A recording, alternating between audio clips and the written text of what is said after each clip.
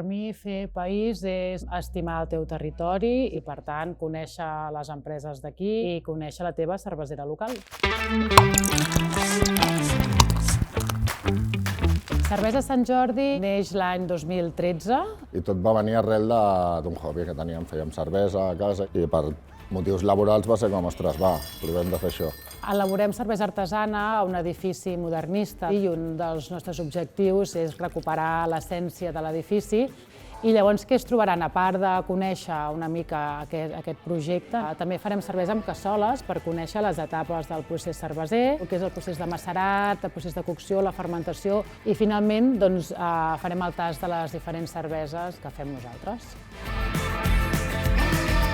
Havia estat en algun altre tast de cervesa, però aquí he pogut veure l'obrador pròpiament i tot el procés d'elaboració de la cervesa.